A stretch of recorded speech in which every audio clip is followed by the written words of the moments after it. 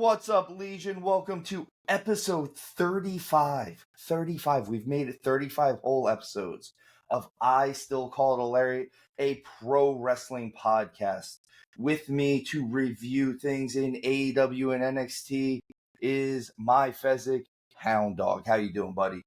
I'm good, man. How are you? A little under the weather. Yankee game yesterday. We were just stuck in the rain, but I live in still Florida, worth man. it. It just rains.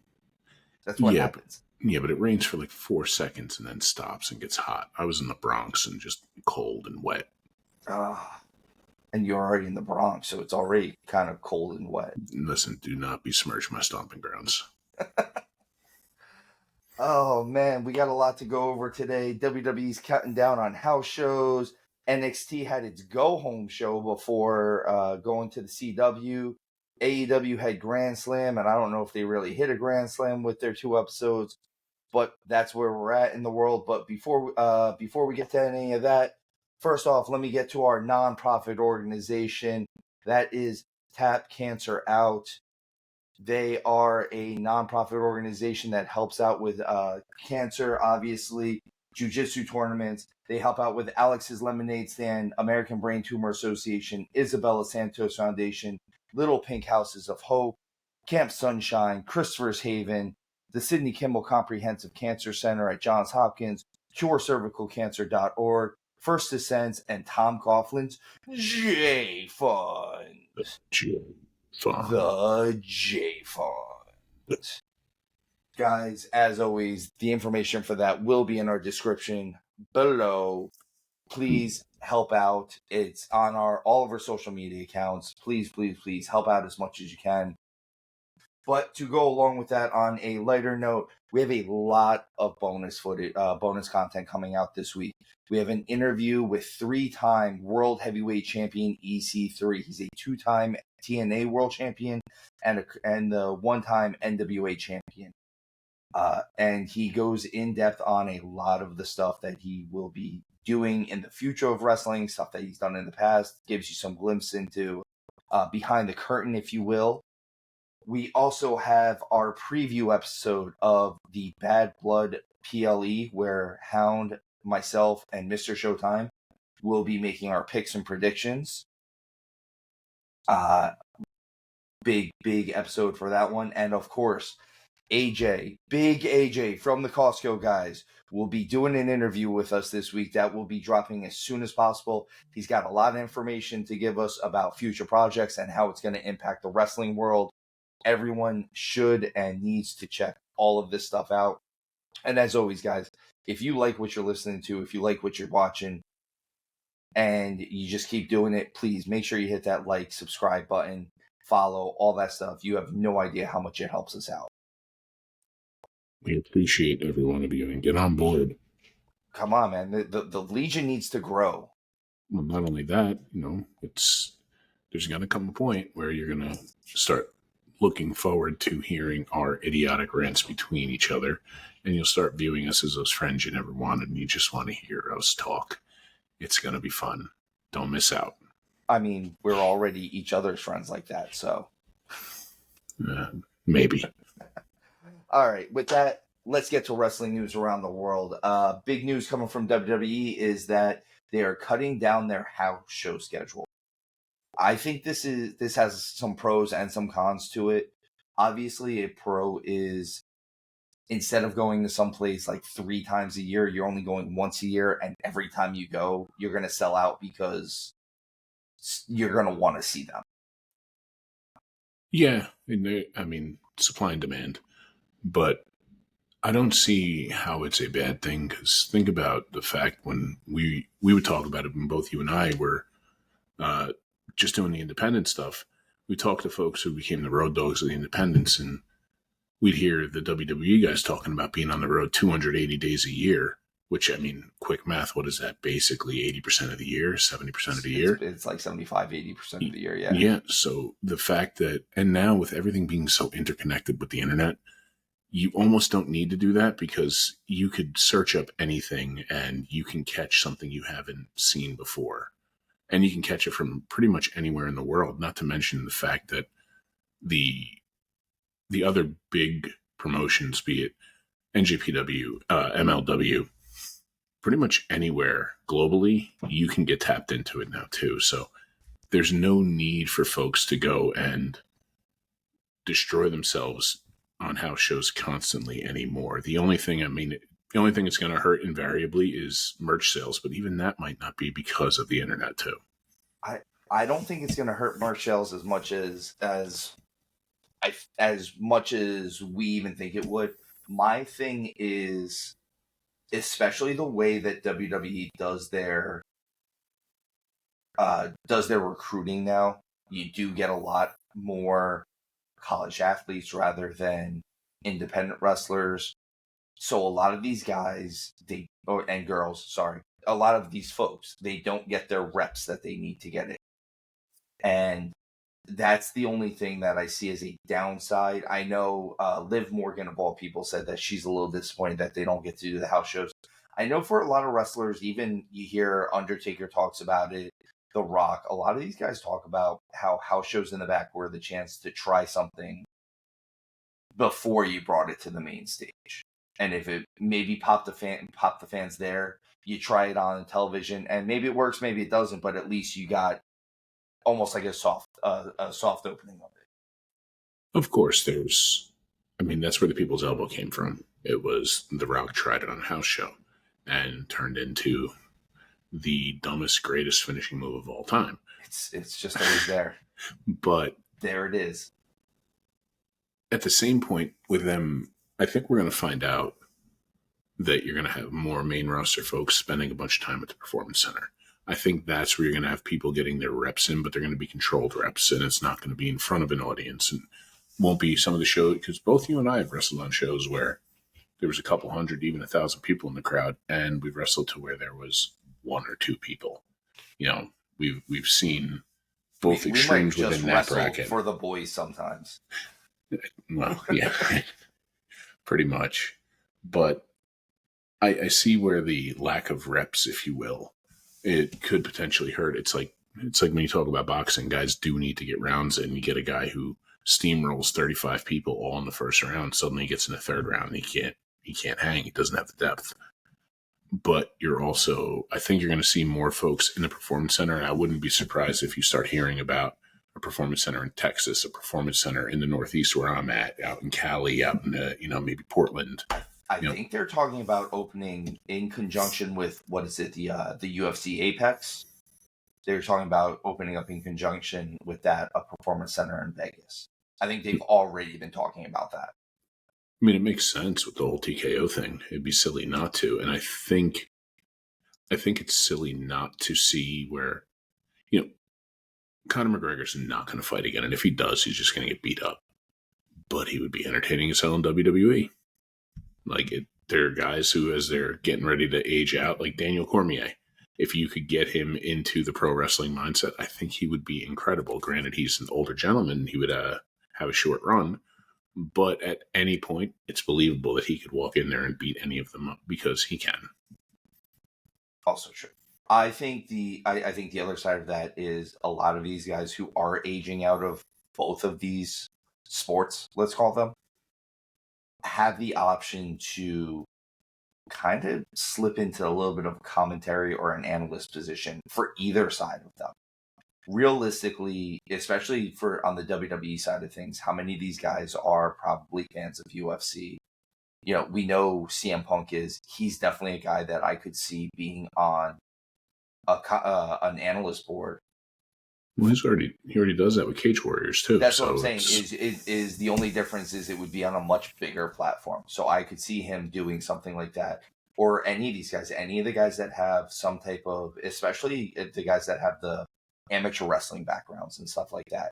They're the guys that can definitely probably transition into, he shoots the single, oh my God, there's the Wizard.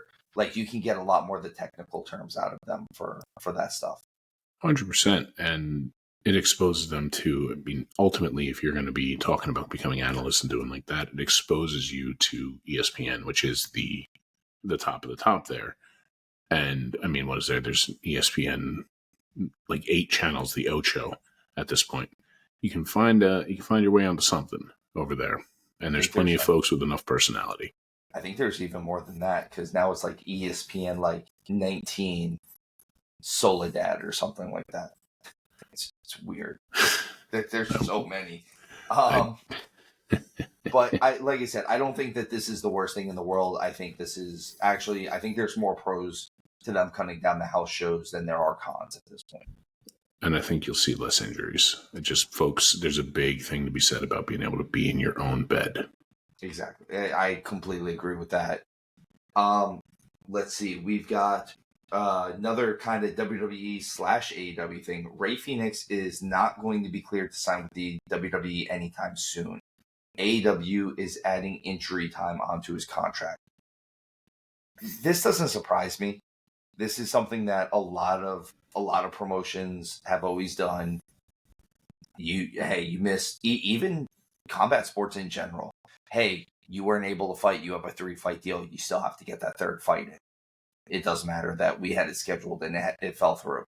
And WWE's been adding injury time onto contracts for years. I think TNA has even been doing it. This is not a new thing. It's just a matter of Pentagon, I think, is out of his contract. So it means that either he can go over there and wait for Rey Fenix, or he just wait for Rey Fenix. Yeah, and AEW is smart to do that too. AEW, we tend to bash it quite a bit. And the thing is, we don't really even want to. We want to be praising them. And that's the preface for all of that. But it'd be silly for them to say, okay, we could lock you in for X amount of extra time due to your time being hurt, and get somebody who's going to pop the crowd with some kind of wild crap he's going to pull in the ring, as opposed to just letting them go. I mean, I think invariably when those guys do sign with WWE, they're going to be NXT bound. Oh, I completely agree. They will definitely be NXT bound. My only thing with this is, I agree with you. I would lock him in just for business reasons. You already paid him for the contract. Like you paid him for the time, basically. So keeping him there, he'll still be collecting a paycheck, obviously. My only thing is with injury extensions like this, I always wonder if it's something. I realize that all these guys are working as subcontractors, but is this one of those things where they can maybe even lawfully get out of this? Just saying, hey, like, yeah, you're right, I missed this time because of injury, but the fact of the matter is, especially if they go back, a guy like Phoenix, hey, I injured myself in your ring. I'm not a legal expert, and I don't want to pretend to even be one. And nor am I. That's why it's one of those things, like, it's interesting to me to find out if maybe that's something, if they were really, like, obviously, if he's only adding a couple months on, which he probably is, it's one of those things where it's not that big of a deal. But if it's one of those things where, like, you were out for a year and they're adding a year onto your contract, that's a year that you're not able to go there, especially if they're not going to use them. I understand that completely. And I guess the only, air quotes, legal thing I would say about this would be, it's kind of like tough luck. It's, if he's already been paid for it, he has to fulfill his end of the contract. Then it kind of is, sucks to be you at that moment. But if they haven't paid him for it, then who knows? Maybe there's a buyout. Maybe Phoenix would have to buy himself out. I don't know. We don't know the back workings of that. We don't know the contract clauses. We didn't read a contract. We don't know what AEW legal has come up with for this. We are not lawyers by any means. Don't ask us to represent you. No, do not ask us to represent you. There will be way too much cursing. If you're in the wrestling business and you need representation, you should always go to Stephen P. New. We're not even being promoted by him, but that is the name that always comes up. If you need legal help in the wrestling business, Stephen P. New. All right, more AEW news. Powerhouse Hobbs is cleared to come back after his knee surgery. He's been out for a while.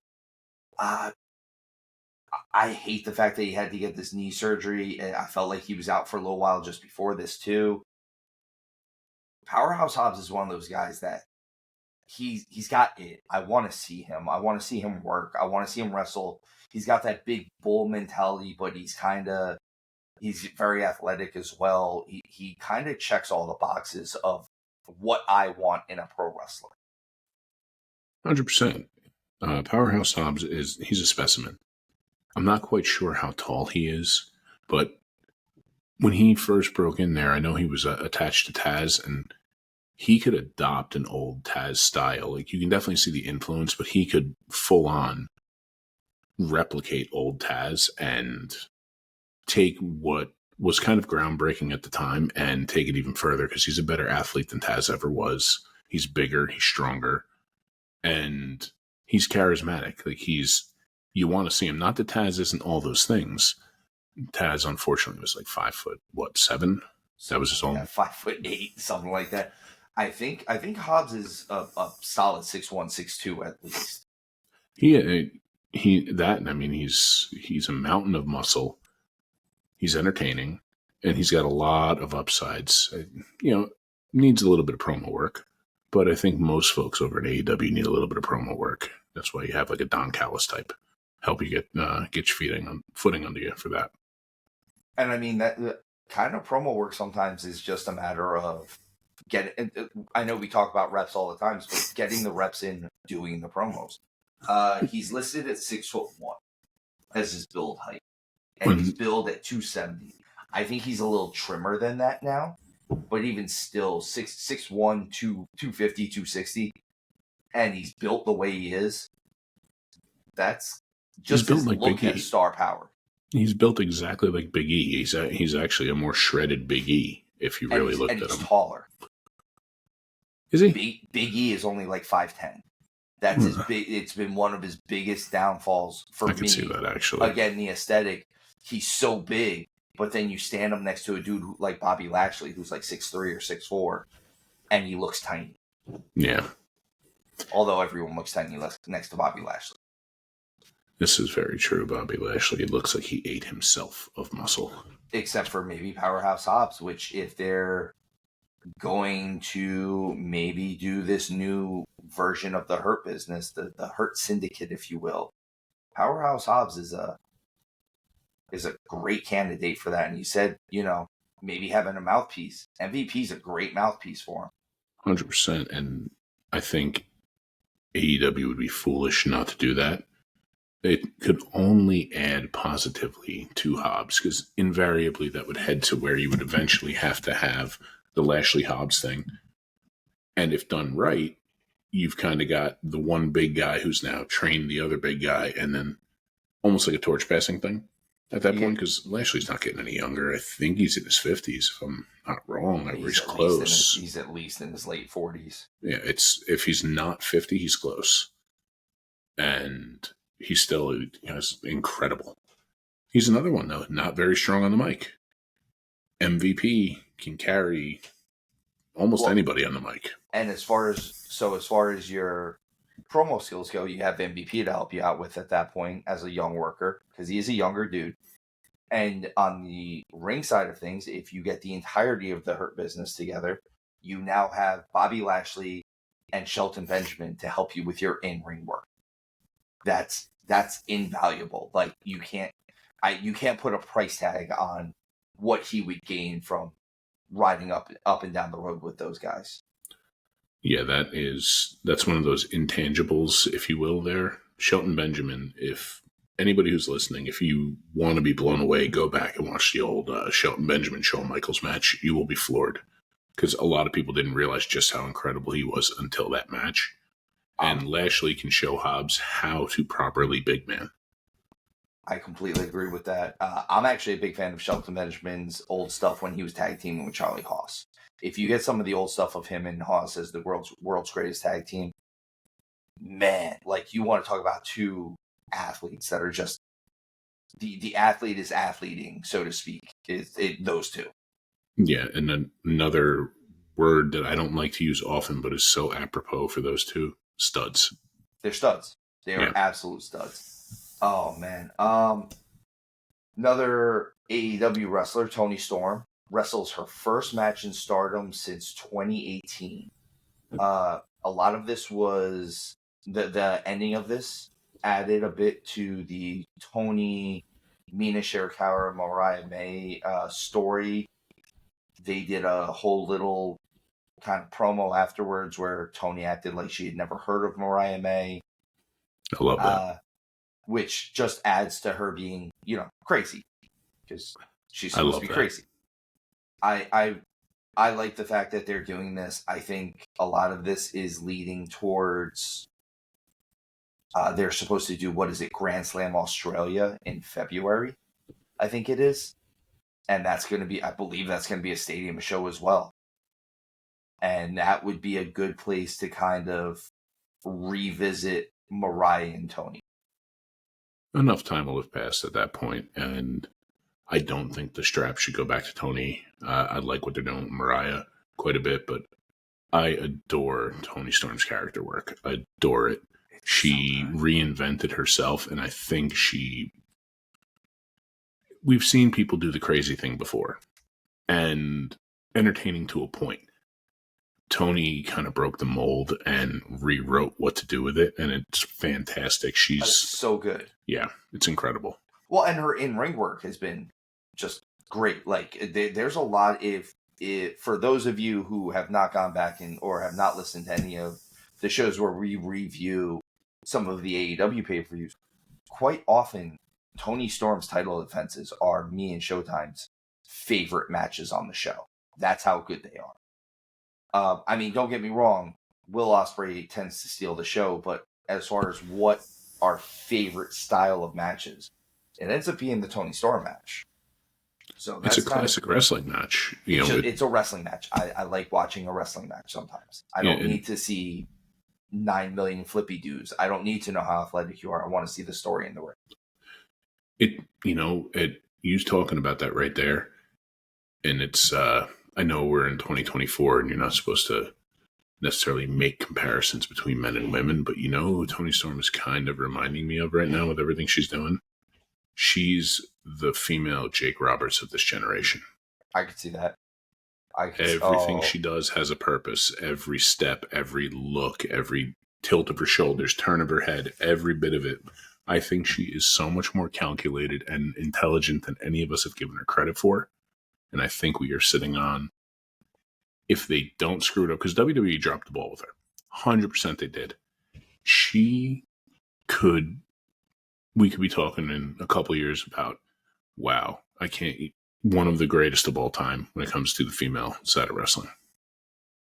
I absolutely agree with that. I think we might be talking about her like in that aspect with the Trishas and the Litas, and if we're talking about this generation, the Rhea Ripleys. Yeah, the female Mount Rushmore. She may very well end up there. She might. It's always hard to say a Mount Rushmore, though, just in general. Well, we've never established one truthfully. When it's not colloquially spoken of who the Mount Rushmore is. Like, you can debate it amongst the men, but it's a conversation to start having, because female wrestling has changed so much from just being eye candy to, and I've mentioned it a couple times on a few different shows. You and I had the pleasure of being in Brooklyn and seeing Sasha Banks and Bayley tear the house down in the Barclays Center in a main event for NXT. And a lot of people were like, oh, what is this? And you and I were standing on the chairs applauding. This match was so good. Unbelievable. So we move from what Hound has referred to as possibly the current generation's Jake the Snake Roberts to what will be most likely known as this generation's Roddy Piper. And that's MJF is to be in Happy Gilmore 2. All right. So this is where I'm going to get a little bit of a rant in. Obviously, Showtime kind of predicted this one. He said this was why they were writing him off, was to go do a movie. I don't even mind that they advertise him being in this movie. I have an issue with them advertising him being in this movie so soon after taking that pile driver spot and him having to be off. I get it. We're in a new generation. But the reason why kayfabe doesn't work is because people don't abide by it. if they had waited, I don't know, a little bit of time, another month, to openly put that he's going to be in Happy Gilmore too, yeah, okay. It might have been enough time where you forget that he just got pile driven off the second turnbuckle. It's been like 2 weeks. Well, remember, man, we're in the internet age, as I've referenced a couple times now, and what do they call it? The smarks, the smart marks. Everybody has access to all the dirt sheets at all times right now. I mean, it used to be when we were younger, we would have to word of mouth. Oh, did you read what was in PWI? And having a talk to each other, or page each other to then have somebody call you back to then talk about it. Not to age ourselves too much, but if any of you kids out there are listening and you have parents who are like doctors, ask them to see their pager, because they're the only people who still have them. Oh my gosh, I used to love texting people or paging people 8008S. Remember when like pagers got huge too? Like they were almost as big as like cell phones were for a little while, because like you would have that huge screen on them. Dude, you were the coolest if you had a pager, and then you had that stupid lanyard keychain hanging out of your pocket all at once at the same time. Yeah. Oh, oh man, you were it. You were the cool kid. Is that what you were? Is that what we were? Not at all. No. I could never pull off cool, dude. Oh, all right. Well, let's go. I'm gonna pull us back a little bit. That's my job. I'm gonna get us back on track. All right, let's move over to NXT this week. This is their go home show. They're still in the Performance Center. This is before their big debut on the CW. There's a lot of stuff that happened on this show. And they kicked off with an NXT Women's North American title match. Kelani Jordan, the champion, versus Ren Sinclair from No Quarter Catch Club. I love this match, by the way. This was everything that I want from an athletic workhorse style title match, which is what the North American title is supposed to be. They did it. You had Kelani Jordan, who did a lot of the kind of, if we're going to compare Dynamite Kid and Tiger Mask type of thing, she did a little bit more of the Tiger Mask stuff, the athletics, the spins, the twists. I don't want to say flips, but she did much more of the cartwheeling and the use of the ropes, where Ren Sinclair used a lot more of the wrestling holds, and you had that hold down style, and again that no quarter catch crew, that wrestling style. I have it written down here, and Hound, I'll get your thoughts on this in a second, but my only critique is these two women are inexperienced. The upside is that I'm excited to see what they progress to if this match was this good already. If that's your only gripe with the match, is that they're inexperienced, and it's then not a real gripe. But that's exactly what I'm getting at. And then to counter with, I'm excited to see what's next. Then everything about that match delivered as it should, because they're both very young ladies, extremely talented, and yeah, Kelani Jordan is more acrobatic, let's say, and you couldn't have Ren Sinclair doing the acrobatic stuff, because she is a part of the No Quarter Catch crew. They're supposed to be shooters, if you will. It's a good contrasting style, and I think what that showed more than anything is because NXT, their timeline tends to be sped up a little bit because they are trying to push people to the main roster, but I think 18 months from now, we're looking at the two of them main eventing a takeover or a PLE for the NXT Women's title.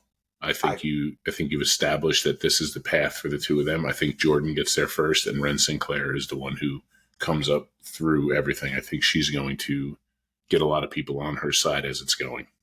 I completely agree. Like I said, my critique of this match is not a real critique. That is a nitpick, and the fact that I said I'm excited to see where they go. Like, could you imagine where they are in 3 years?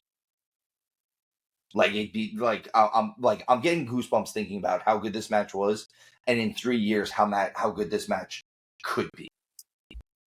No, 3 years, I fully believe in 3 years you're talking about two people who were in major programs on the main roster, and consider those styles. I think a good lord, a Ren Sinclair would do wonders with Becky Lynch.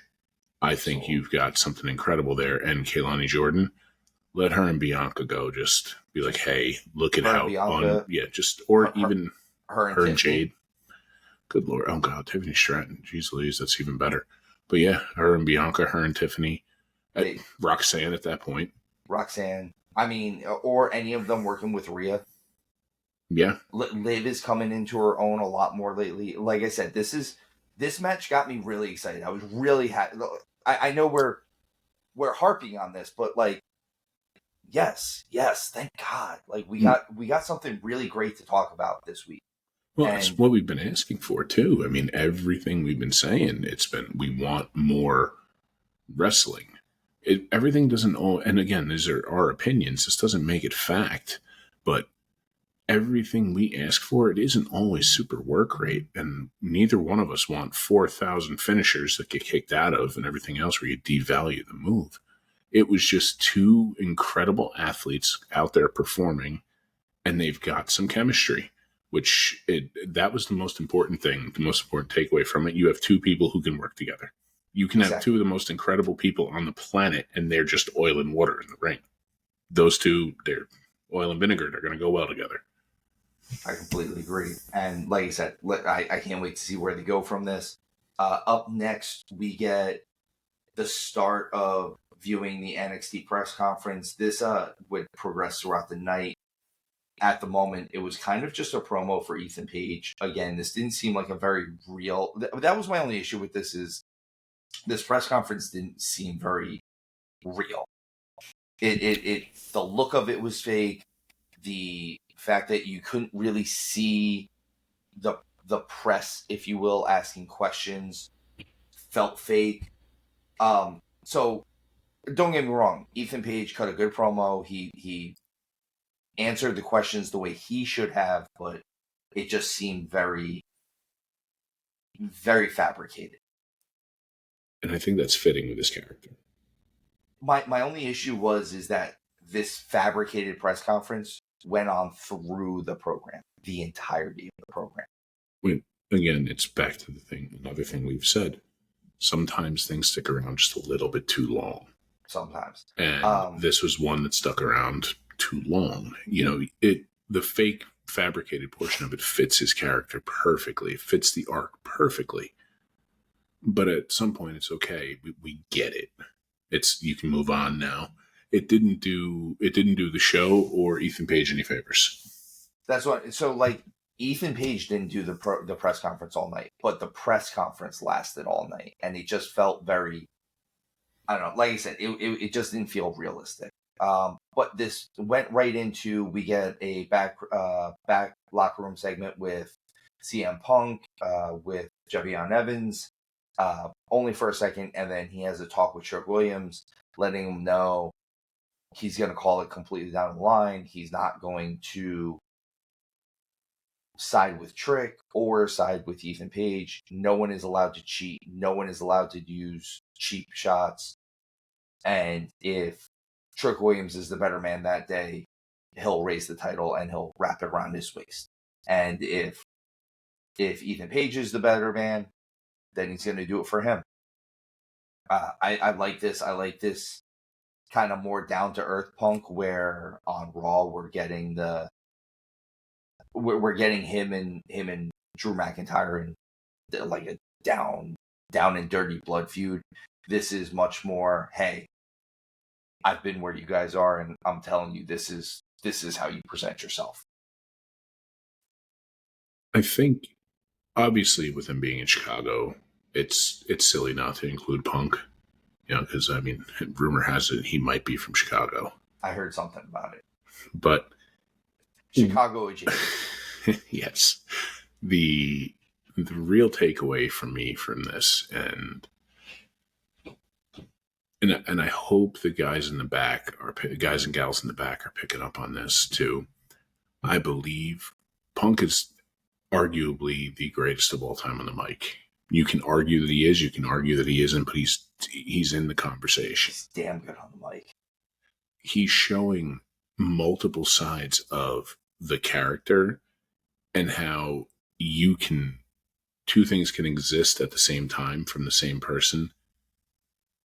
And if he's giving the young talent a chance to kind of learn from him, and I'm hoping they're taking these cues, because if I was in their position, if I was their age and that's what I'd be taking from it. You can get angry Punk with Drew McIntyre and whoever it's going to be after Drew and all that, go back to the pipe bomb, and it's incredible.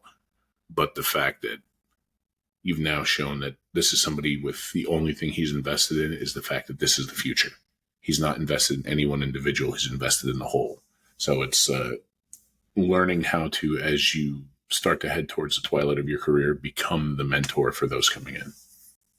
Which I enjoy that. And the fact that he likes to hang out at the Performance Center and actually work with these kids, I like that. And if they're not taking advantage of that, that says more about them than it does about him. I've never hidden the fact I've never been the biggest Punk fan. But, in fact, oftentimes I've remarked that he just kind of gets on my nerves. But he's changed quite a bit. He is a different person. And it's wonderful to see. And now, I look forward to him. For years I didn't. And granted, for years I didn't get him. But for a long time, I was like, it's just not my thing. And that's okay. Not everybody's cup of tea. But now I like what he's doing. He's 100% when he's ready to stop his in-ring stuff. He's going to be the next Shawn Michaels in NXT. I think it's a foregone conclusion. He's got a big post-wrestling career as something backstage, an agent, a commentator. He'll be an agent and a trainer no matter what, and probably a commentator at the same time. Oh, I don't know how to help you with that either. Sorry. Sorry, that was my Alexa. I don't know why they were in. House is haunted. Okay, next we get A-Town Down Under hosting the Grayson Waller Effect with the tag champs Axiom and Nathan Frazier. Apparently they're being called Fraxium. I did not know this. I don't know if I care for it. But I did like the back and forth with this, and I liked that they brought up why is it called just the Grayson Waller Effect and not the Grayson Waller and Austin Theory Effect. Kind of trying to drive that wedge through them a little bit more. It leads to Grayson Waller and Austin Theory kind of jumping them, and Waller starts with a punch to kind of get the questions away from him. I like that this is leading to a tag title match next week in Chicago between the four of these guys. It gives Axiom and Nathan Frazier a chance to really show that they can hang with main roster superstars, even though they have beaten the OC, the Good Brothers, whatever you want to call them. I usually refer to them as the Good Brothers, but they have put them down so they can hang with. I just don't know how I feel about them being, although a lot of times this does work, a thrown together tag team. They're kind of a thrown together tag team that's just happened to have lasted for however long they have. Well, I see where you're going with that. I'm not super invested in Fraxium, if you will. It's, good Lord, I hate that I know that now. But the thing that I'm getting from all this, and I understand why Waller and Theory need to be the two, because you have folks who they are doing well on the main roster. They don't put on bad matches. They're entertaining to a point, but can we just pull the damn trigger? Can we pull the Band-Aid off on Grayson Waller and Austin Theory at this point, please? I completely agree. Also, I'm not sold on Grayson Waller. I don't know what it is about him. I just don't see it. He's not everything about him is not my cup of tea. Like, he's like, I get that he's supposed to be a swarmy heel and he's kind of that guy, but he definitely strikes me more as your uncle while you were growing up that's kind of just in decent enough shape. Yeah, I see what you're saying with that. The whole basketball shorts coming out to the ring. He's not shredded. He's not skinny fat. I feel like his gear does him no favors. It doesn't help him in the slightest. And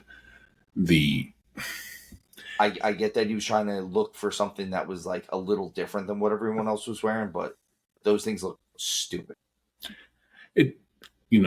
Honestly, what's hurting him is he's being too Australian. That's really what it is. He's just too Australian for his own good. Listen, Crocodile Dundee. Yeah, pretty much. Like, at this point, it's like, all right, I get you. Dingo ate your baby. I've never heard anyone put it that way, and now that is the only way I will put it. God, I hope I get to talk to him someday so I can be like, listen, I get it, but you're too Australian. Yeah, it's like, cut it out, mate. We follow that. Jesus Christ. Oh my God. We follow that up with a couple backstage segments. We have Hank and Tank, which I do like Hank and Tank. I really like Tank. He's a really good guy outside of wrestling. And I like that he's getting a little bit of a push. And Ashante the Adonis in the women's locker room with the rose, teasing who he's going to give the rose to, and showing a little bit of jealousy with which will foreshadow a match later. We then get Hank and Tank versus the Good Brothers. Hank and Tank go over clean again. This very much starts making DOC start looking like stepping stones, though. I mean, which maybe they are. Maybe they're the gatekeepers of what are now NXT. Don't get me wrong. I'm sure they both enjoy the fact that they don't have to travel all over the country right now. But at the same time, you're what, like 3-time IWGP Tag Team Champions? You're 2-time WWE Tag Team Champions? You held the TNA Tag Team titles? Maybe stop just using these guys as gatekeepers for a little bit. Or if they're going to be gatekeepers, give them the belts and let that be the gate that they're keeping. Like, your next big tag team that you really want to promote in NXT, they have to go over on the Good Brothers for real for the titles. Well, I mean, they've been kind of gatekeepers for a long, long time, even before they've been down to NXT pretty much exclusively. I can't think back in the last 2 years a time when I saw them on screen where they weren't putting somebody over, unless it was, them as part of the run-in. Like, or I can't remember them going over, or at least going over clean, or going over in a spot that made sense. They've been boosting talent. And, again, they're getting old. They're getting long in the tooth too, the two of them. So there's nothing wrong with that. But if you're going to use them for this, I agree with you on put the titles on them. But you need to put it on them, and you need to have them hold it for a year while you truly build up that division. Build up another tag team. Yeah. I heard another theory about what they could do with this, and I do agree with it, but it seems like that's not going to be the route that it goes, so I don't even want to bring the theory in, but it was basically a way to bring in the Motor City Machine Guns. Is it confirmed they're coming? As far as I know, I think they're actually fully signed with WWE. They're just waiting to debut them in some way, shape, or form. Yeah, because I tried looking for that, and I was kind of getting mixed answers on, I figured it wasn't so much an if, but a when, but it was one of those where there wasn't enough dispelling of the if.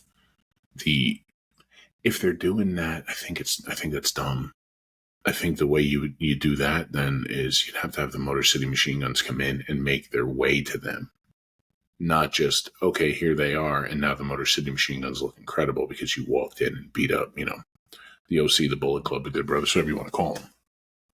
I agree with that. The theory was a little different than that. It was to have a TNA tag team win the NXT tag team titles and like really hold it for a little while, like a couple months, and be like, well, we cleared out the division. What else is there? And have the Machine Guns come in and be like, well, we're actually here as WWE guys now. Like we've got so much history with TNA, but we're gonna come in and be the WWE guys and take the titles back to NXT off of whatever TNA tag team they put it on.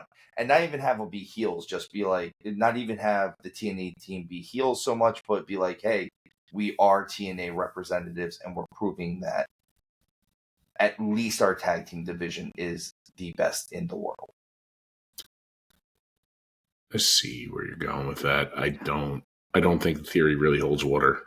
I don't know if it would work, especially not the way it's going now. But like I said, it was an interesting enough one for me to kind of hear it. Like I was like, oh, all right, I don't mind.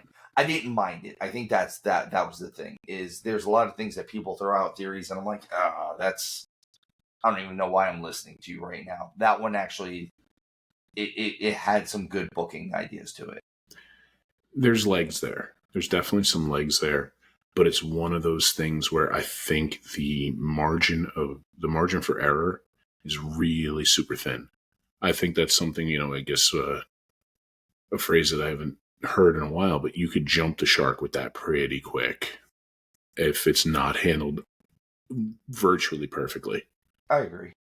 I like I said, I mean, everything has its time, its place, and its opening, so to speak. All right, we get Lexis King versus Aura Mensa. I will say this about Lexis King. I've been saying this since he got to NXT, which is something that I can't say about him being Brian Pillman Jr. in AEW. He's presented like a star here. This match was good. There wasn't anything super, super special about this match, but I will say this. Aura Mensa's name, I think, might limit him. It's kind of a weird one, especially unless you're gonna, for some reason, put him with like Obafemi and have basically the two guys that are like that together. And I don't even mean as a tag team, just they're in a group together, some way, shape, or form. Aura Mensa, it's a weird name. I don't know if it. And I could just be being the idiot white guy here, but it just doesn't reciprocate with me the way that I think he wants it to. Look, man, I'm not so much worried about if they make a Hooked on Phonics name team. I'm really not. That doesn't matter to me, and in the slightest. But the Lexis King, they don't. And this is a thing that I hear too often. Somebody who's being presented as a star and is being positioned for something. You can tell he's being positioned for something, and it's, let's say he's probably 6 to 8 months away from whatever this is. You don't have to have a classic every time. It just has to be enough to get the job done. No, and I think that's what they did here. Yeah. Like I said, I'm not really bashing the match at all. It was a good match. It was what they needed to have him. It was what they needed both of these guys to do, to have this little program that they're having, which at some point will move them into a bigger program with someone else. The one thing I'm really hoping they kind of steer clear of here is, depending on who you ask, Lexis King is kind of one of those. He's kind of almost royalty, because Pillman is a beloved name, but it's one of those where it's a beloved name. It's a beloved name with the hardcores, and you could really spoil it quickly, like they did in AEW. They did him no favors with that, and especially when I'm sorry, but like MJF on the mic kind of just ate him alive, and it really hurt him. And that's the thing, and that's another thing I felt like in AEW. This is one of those times where he didn't necessarily get enough reps. Yeah. For what he needed to do. I thought he was a great athlete. I mean, and you look at him now and he's just, it's almost, it really, it's not just a different name. He's a different guy. And that's the important thing here is look, I will begrudge nobody taking advantage of a name that gets a door there for you, but the fact that he's forging his own path from it, I am rooting for him very, very hard. I would like to see him turn this into something extremely special, and I think he's got all of the goods to get it done. I absolutely agree. I think he has all the things that his father had. Yeah. Which is saying something, because his father was 20 years too early. So maybe we're going to get the version of we're going to get the version of him at the right time. Gosh, man, that Stone Cold Pillman thing I'm time machining right now and reliving it. That was way ahead of its time. Like I remember when it happened, and I was just like, did we just witness a murder? Well, and we almost have a couple times now. Hey. Oh man. To go along with Tony D'Angelo's personal Rocky story, we get his Rocky montage. That's literally all I'm going to say about it, because what I have written here was it's ungood. Something can be so bad it becomes charming. And this is like a dog who's kind of so ugly it's cute. Well, here, and this is because, we're both nerds when it comes to this, and this might even be a bit too nerdy for you. My absolute favorite, set of films of all time are the trauma films of, Class of Nukem High, Toxic Avenger. So Toxic horrible, Avenger. So horrible, they're wonderful. Like that horrible movie we were told about Rubber, about the sentient tire that rolled around and blew stuff up. So bad, it's great. This is not that. It's not. This is so bad, it's bad. I'm hoping this will age well, because a lot of things sometimes they come out and it's like, eh. And then you look back and it ages spectacularly. I'm hoping that does this, because, I like Tony D'Angelo to a point. And it would be, I don't want this to be, something that we've seen people who are extremely talented on the mic bury an up-and-comer for something they did a long time ago and they never recover. And I'm hoping this is something that ages well. We get, immediately following that, we have Riley Osborne from Chase U versus Ridge Holland. This is more of this Chase U story. I'm just going to say it. I know we said it last week. I'm tired of Chase U, and I'm actually tired of Thea Hale at this point. I liked Thea Hale when she went a much more serious character. I thought it was a nice change. It was something different. I thought what she was doing had legs to it, and now she's just reverted back to this, and nothing good comes from going backwards, I feel like. 100%. I'm over Chase U, but I think we're just in agreement on that. It's time that this needs to be. We need to figure out how to disband Chase U. Yeah, you bring it back once in a blue moon. Yeah, or Andre Chase just needs. I mean, he's not even on screen right now, so we're defending Chase U's honor for the Chase U that doesn't exist. Yeah, that, and to go back to your going backwards is never a good thing. Far too often I've seen it where somebody will do something, and it definitely, you look at it, you're like, all right, there's something there. We don't know what it is yet, but all right, the skeleton is forming, and we can put the rest of the body around it at some point. I think they don't know what to do with any of them, and they just don't want to take them off screen. Because, again, I don't know their contract status or anything, but who knows if they're coming close to being done, and they're just trying to find a way to keep them.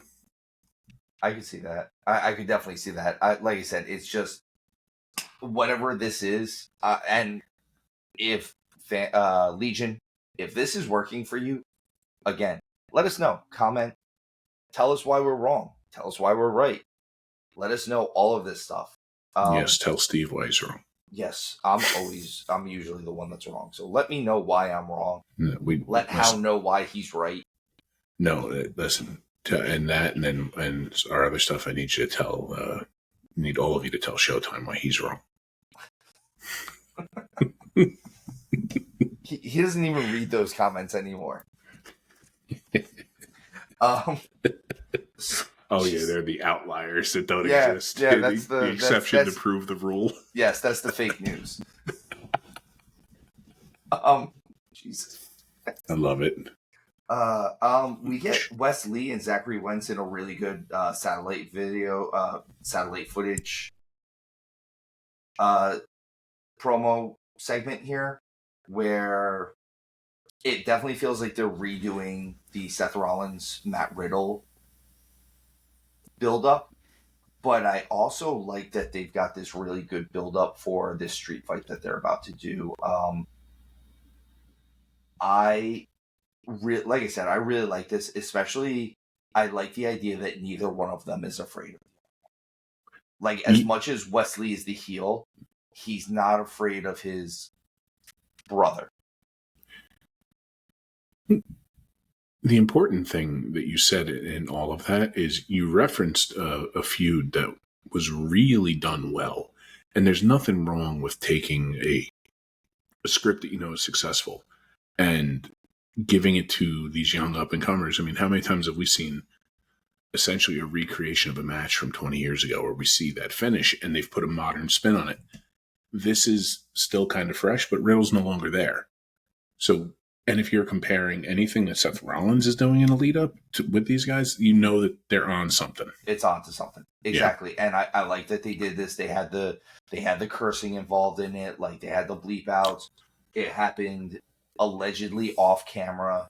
So, like, all of that was cool. And I like that they put kind of the young guy spin on it a little bit. Like, oh, he's on his way. Okay, say less. And he met him out in the hallway, and they just had the fight then and there. So again, I like what they did. I like everything that they did. It's just, for someone like me and someone like you who are kind of wrestling historians, I know Riddle's been gone for a little bit, but like, it definitely hit very close that it happened so quickly, especially since all of them were close with Riddle.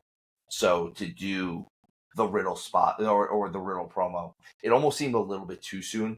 But again, that doesn't mean that this wasn't good. It's just, in my thought process, it's a little bit too close. Something can be akin to something else. And I mean, everything takes inspiration from everything. There's no such thing as an original thought anymore. You know, humans have been around for too long. Use your own word, in your own words. Fleek, flark, fluke, flark, fleek. Yeah. Awesome. This is where we're at now. Oh my God, that just hurt my brain. Yeah. You're dumber for knowing me. Well, I am. Go, buddy. God, I would never made it through college if it wasn't for my horse. What happened? Oh my gosh. And for anybody listening, sorry about that. That was just us playfully bantering back and forth about stuff from the past there. But there is no such thing. Everything's been done. Simpsons did it, is the funny joke about it. Simpsons did it a long time ago. And that's okay.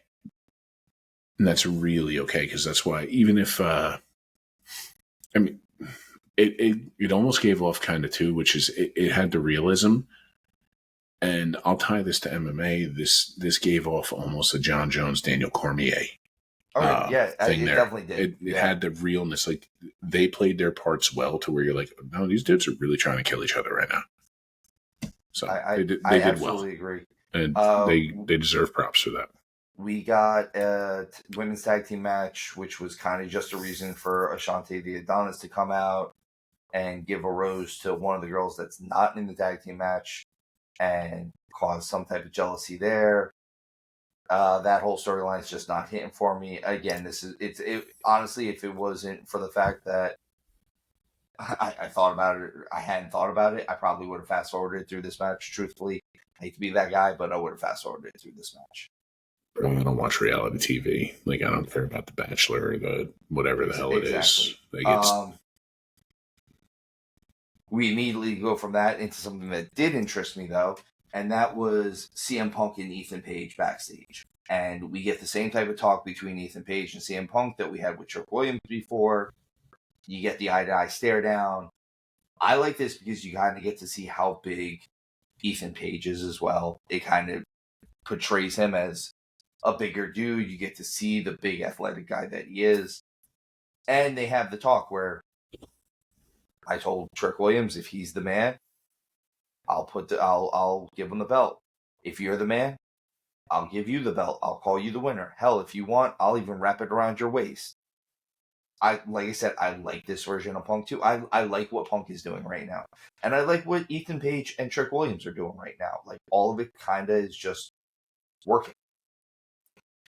The only thing I hope doesn't come out of this is I hope to God somehow, and I think it'll happen. I think there'll be a ref bump. I think inevitably Punk is going to get ref bumped there. But the only thing I'm afraid of here is that somehow this is going to tie something into Punk being involved with that title scene. And I don't want that. Like, you're printing money with McIntyre right now. And he referenced, believing that he would see Ethan Page sooner than later. What was that, like 2 weeks ago or a week and a half ago, whenever he said that? But he definitely referenced he believes he's going to be standing across from Ethan Page. I really hope that wasn't like burying the lead. I really hope it wasn't. I don't think so. I think Michaels and HBK and Punk are kind of better about their storytelling aspects than that. Normally, yes, but we've. Everyone has a slip up. I don't think that this would be it, though. There's times when things look really good on paper, and who knows if the way it's written looks really good on paper, kind of thing. That's why I'm saying, and I'm hoping it doesn't come to pass, but I put it out there because it is also well within the realm of possibility that this happens. I don't want there to be a ref bump thing. I don't want there to be because I do believe Ethan Page is going to and needs to keep that title, but the last thing we need is a reluctant 3 count from Punk. That's I just don't want that visual is really what it is. I agree. I don't want that. But we'll see what happens in a couple days, literally. And we go from there, and we've got Evans and Cedric Alexander versus A-Town Down Under. I'm not going to lie. There wasn't much to come out of this match. In fact, as much as I praised that Kehlani Jordan match earlier, this match looked kind of sloppy. And there are times where sloppy matches look good to me. Like, oh, this doesn't look planned. Everything looks like a fight. It wasn't that kind of sloppy. It looked like they didn't know where to get their footing. They were all over the place. I think it crystallized what I said earlier. Sometimes it's just oil and water, and I think you had that happen there. I think this was what that was. And like I said, I like most of the guys involved in this match. I even try to give Grayson Waller a little bit of credit here. This just wasn't, everything involved in this just didn't, I don't know if it was a misstep, if just everything they were doing, it seemed like everyone was out of place during it. Yeah, it just, sometimes, you try to get 2 and 2 equal and 4, and sometimes you're just not going to get it. That was. I definitely think they hit 3.5 on this one. Yeah, it wasn't bad. It's just, it's one of those where I know all 4. I think it should have been better. That's the thing. I was expecting better out of it. It's one of those where I know all 4 got in the back and said, I hope we get another chance to do that and show people, because it could have just been anything. There could have, who knows, but there was definitely just something off. If this is like where you need to be, they were just slightly off center. I agree. And final part of the press conference ends in the ring with Roxanne and Julia. All right, so let me say this. Roxanne stuff hit for me. This was really good. Julia's stuff, even the stuff she said in Japanese, didn't hit for me. Like, it didn't seem serious. And then wait, let me just also say, having Funaki as a translator, love it. Secondly, what they translated it out to saying, I didn't like either. I don't like the idea of these 2 girls that are supposed to be fighting, these 2 women, if you will. Women, I will say it. Sorry. are supposed to be fighting, and Julia's term was, "I want you to pass. I'm here for you to pass me the torch." I get that it could be a rough translation, whatever it was, but truthfully, if you're gonna say it, Hound, if you have the title and I want the title from you, I don't want you to pass me the torch. I'm taking the torch from you. I think you're on something with the rough translation, because pick any phrase you want and go to Google Translate, and you'll find that any of the tonal languages, something always gets lost in translation there. And I think really that's what it was. I really want to believe that's what it was, but again, it's one of those things where I wanted her to say. I would have even liked her to say this in broken English if she had stopped everything and said, "I'm going to take the torch from you." I think it would have given a little bit more impact. And then a lot of it, like this entire thing, was just to kind of debut Stephanie Vicker on the Tron. And even that, it lost a little bit of it, because I think if she had shown up in person, I think it would have been a little bit more ooh-ah. Her being on the Tron, especially the way things were going, was a very, even Byron Saxton kind of felt like it felt like he couldn't save that one. Like he was like, "Oh, like what's going on, guys?" You've got a language barrier happening, which is going to make things difficult. And I think the whole thing missed because they used the word torch. Replace the word torch with title, and I think that whole thing hits differently. And I agree. If she just said, "I want your title." Yeah, I get what they're going for. I do. But I'm sorry, I don't think Roxanne's carrying a torch yet. Like, I really don't. I agree. She's good. She's the face of NXT's division, but the torchbearer is probably someone on the main roster, realistically. It's one of the four horsewomen. It's Charlotte. At truthfully, it's Charlotte. It might be Rhea. Rhea might have snatched that torch away. Actually, now thinking back, Rhea did go over on Charlotte and Mania. So if anything, Charlotte passed it to Rhea. Rhea, you can't Rhea have a torch. Is the person who's holding that torch, and kind of should be. Well, you can't have a torch for the women's division in WWE and then NXT. When NXT, in a perfect world, somebody comes in there and does not have more than 24 months before they're moved up. So exactly. Like, here you go. Here's your match. Like, you're not passing a torch. Here's your lighter. Kind of. Oh man, but that's NXT. Again, I thought it was a good go home show overall. And let's move on to the AEW with their Grand Slam. Dynamite Grand Slam and Collision Grand Slam. First things up, we get Dynamite. Dynamite opens the show. We get Nigel McGuinness coming out. Comes out to Oasis with the effing in the bushes. That's the name of the song. I don't want to say it.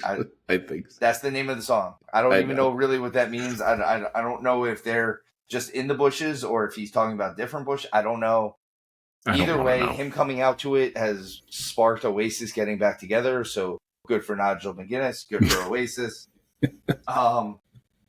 And calls out Danielson.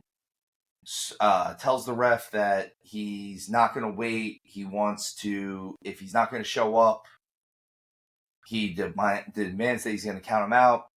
Ref gets to 7 or 8, and Danielson's music comes on, or the final countdown comes on, and we get a hell of a match.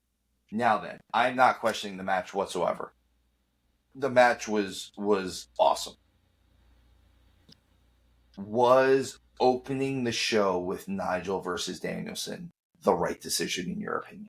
100% not. Okay, because I don't think so either. I think they could have really, really milked that cow for the whole night. They could have.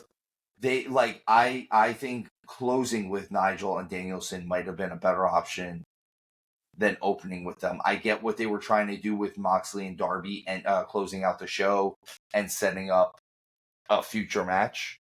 But at the same time, I think opening with, I think if you had Nigel still do all of this, and instead of Danielson come out at 8 or 9, you have Christopher Daniels, who's the pseudo general manager, or you have actually Toni come out and say, hey, I know you haven't seen him. No one else has seen him. I've seen him because he's in the trainer room. He's still getting checked out. And you tease this idea all throughout the night of will he, won't he, will he, won't he. I'm going to give him the benefit of the doubt before we actually have to count him down. And maybe even just before, or even like at the 9 o'clock hour, you show the trainers, and you still don't show Danielson the whole time.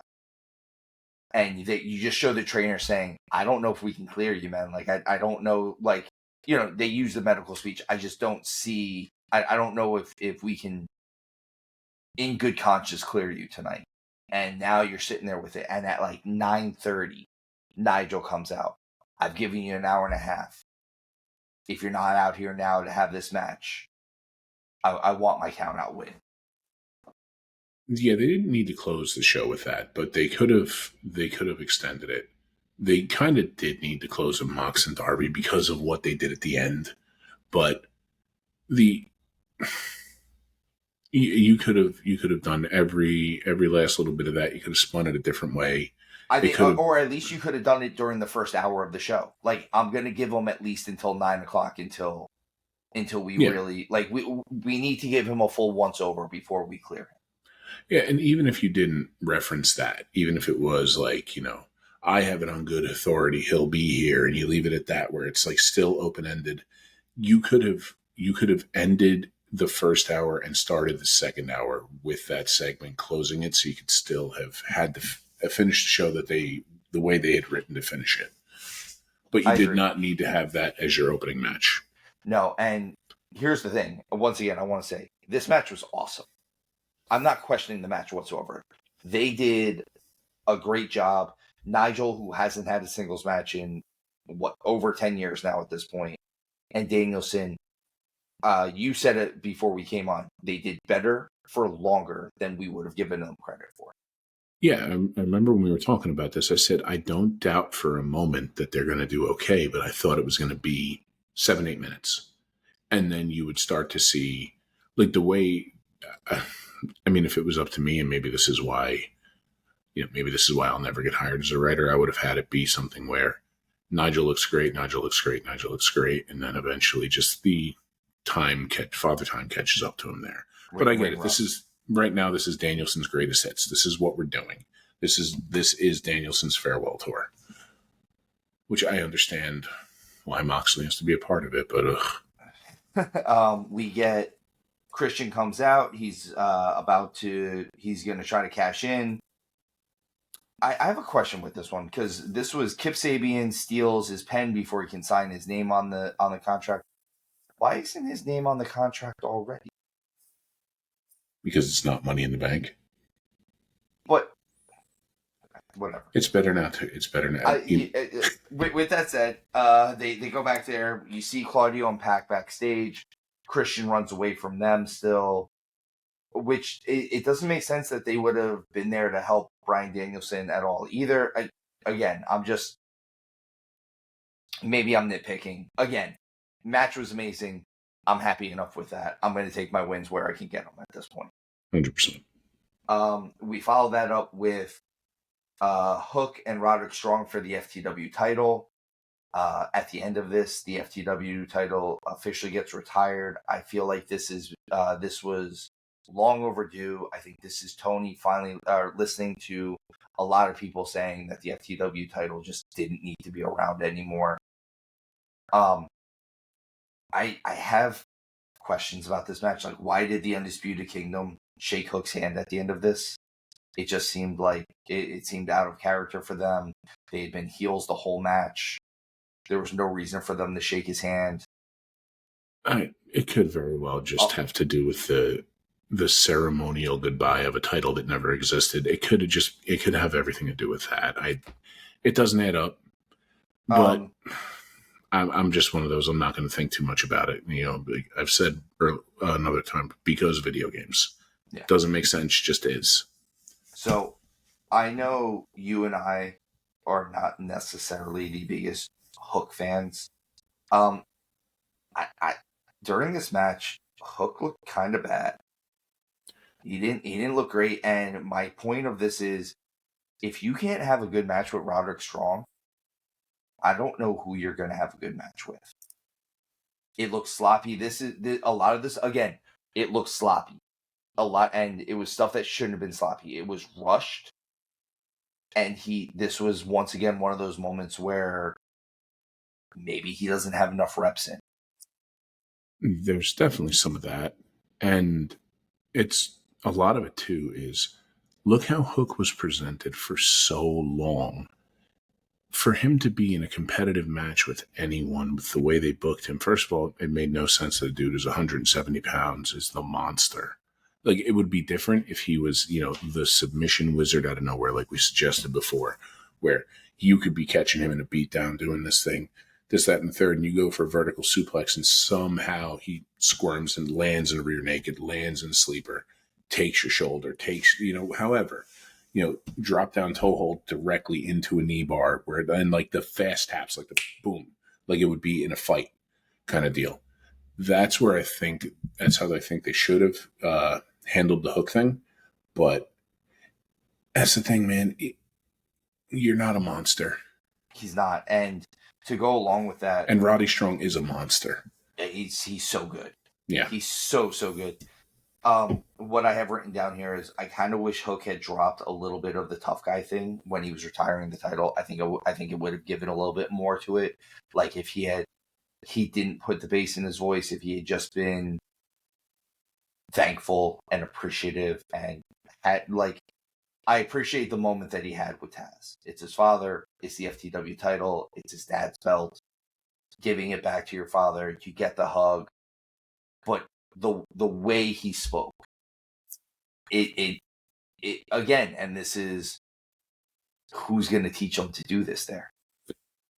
Well, I mean, the one thing I'll say in a positive about that, and I see what you're saying, and I don't disagree, but in a way, at least he kind of kept kayfabe. I mean, there's that too. That's the only positive spin, and I'm trying to find more positive spins for AEW stuff. I'm trying. Again, this match was just not the best for me. But again, I think Hook needs reps. That, and I'm hoping somebody involved with AEW hears what we've said, and if they can pivot him into that, like Taz was the human suplex machine, have Hook be the human submission machine. Yeah. Like something like that. Just everything. Just have him do that. Honestly, Hook's one of those guys where if someone else, I don't know who's producing his matches, but I feel like if someone else was producing his matches, we might get some better stuff. Yeah, it's, for anybody out there listening, and I'm not exaggerating when I say this, I'm legitimately 6'8" and I'm 390 pounds. I would make Hook look like a child, and they would present him as somebody where if he hit me with a crossface, I'm supposed to act like it did something to me other than annoy me. And they've done too much of that. That's the problem. But if someone your size, what if you fall on him? And he's had guys, and he's wrestled guys your size. Yeah. And he's thrown them, and I don't buy it. I can get away with you even being like, wow, what an incredible specimen. I mean, hell, different show, but think about Ricochet, what he basically had T-Bone Taz flexed, golly, was it Ivar? Yeah. And I get that. That's cool. But it can't be all the time. Where and just using me with as big as I am comparatively to Hook for that doesn't hit, doesn't make sense with the audience. But if in the process of all that, he caught me in an armbar and forced the insta-tap because he's such just a monster when it comes to that. The Frank Mir armbar onto Tim Sylvia. Yeah, something. Yeah, or even when Mir caught Lesnar with that heel hook. Yeah. Because they're insta-taps. And I think if they do something with that, you could turn him into something special. And don't let him talk on the mic. I'm sorry, but stop trying to make your voice 6 octaves lower than it actually is. Which you friggin' how did I refer to his hair? I don't remember. Sharon. Sharon. Ah. All right. On to so we get Ospreay and Fletcher next. The good old United Empire versus the Young Bucks for the tag team titles. We get a screwdriver that doesn't get used because Ospreay is a babyface and he will not let Fletcher use it. The only thing that I really have written here is it happened throughout the show, and I don't know if it was just my feed or what it was as far as watching it. The sound kept kind of getting messed up throughout the show. Just kept getting messed up. Like it was weird how it was doing it. It was a really bad sound feed, and they had a lot of technical difficulties with stuff between the two shows. Well, it was an outdoor show at Arthur Ashe Stadium, and we've had some weather rolling through here recently. I think that played a factor in it too, because I could see that. It's only 90 minutes north of my house right now where they were, and I can tell you we've had weather rolling through here for a little bit. My only other question with AEW is they do a lot of like they shoot the ceiling. I don't understand it. It's weird. Listen. I'm going to leave that one be. We're going to get back to the match though. Ospreay versus Fletcher, or Ospreay and Fletcher versus the Young Bucks. How do you think this leaves it where we're going to see Ospreay maybe versus Fletcher, or do we get Ospreay versus Takeshita again? Or I don't see them going back after the Young Bucks for the title after all this. No, they need to not be going after the Young Bucks for the title, because you've got this secondary storyline playing out right now and it's like what's going on with the Don Callis family bubbling below the surface. And I think they're heading towards, like we had said, is this going to be a thing where, we're family, and you, myself, and Showtime, we all talked about it for a while, and I think we had a good idea going there, but I really do think this is coming down to the Don Callis family is going to excommunicate Ospreay, if you will, for lack of a better word. And I think you need to do Ospreay Fletcher and pull the Band-Aid off this story. Let's push it to where it's going next, because ultimately it's going to Ricochet. So let's get this whole Don Callis family thing done, unless somehow you're bringing Ricochet into the Don Callis family. Which might be the best thing for him at this point. Don't let him talk. Don't let him talk. Ever. Ever.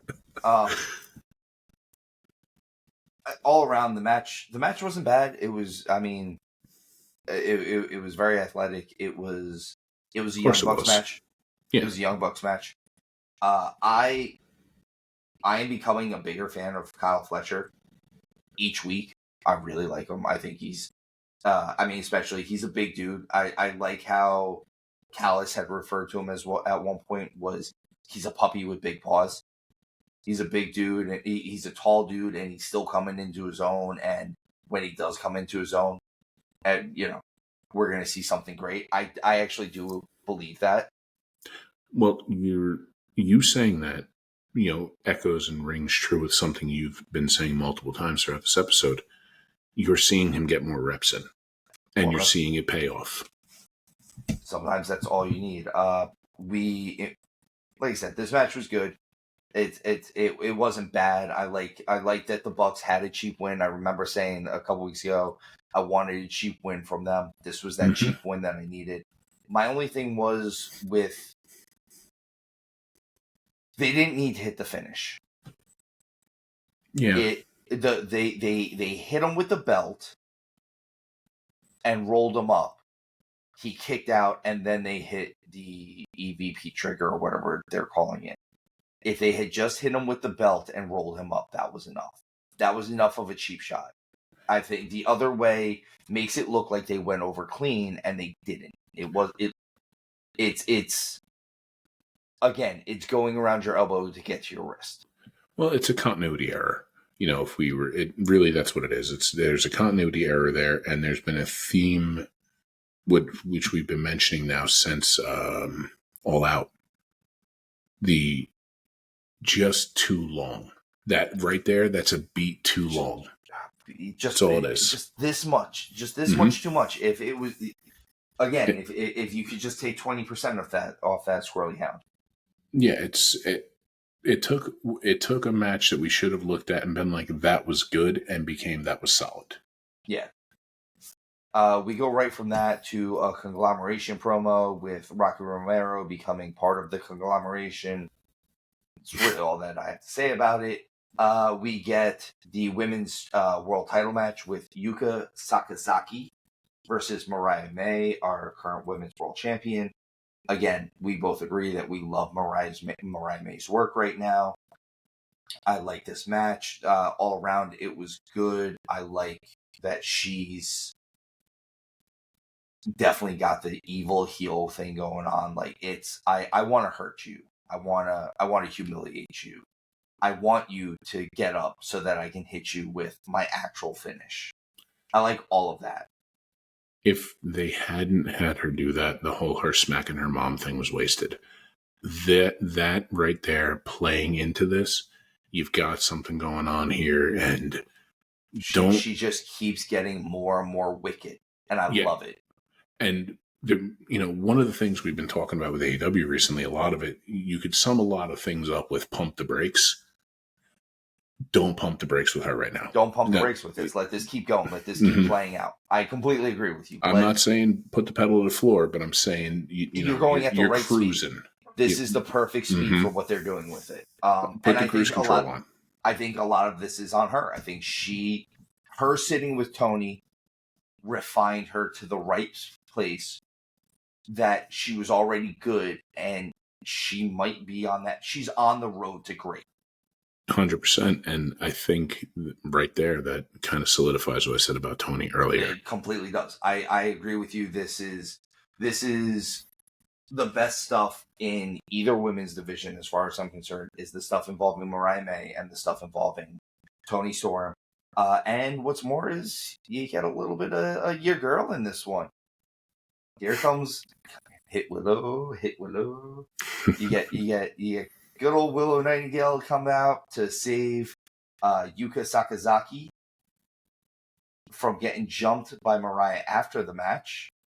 And during this whole thing, Mina Shirakawa comes out because she said she would, and distracts Willow a little bit, and Mariah blindsides her with the belt, and then goes over and hugs Mina, and you get your little dance for that. And then the only part of this whole thing that I kind of didn't like was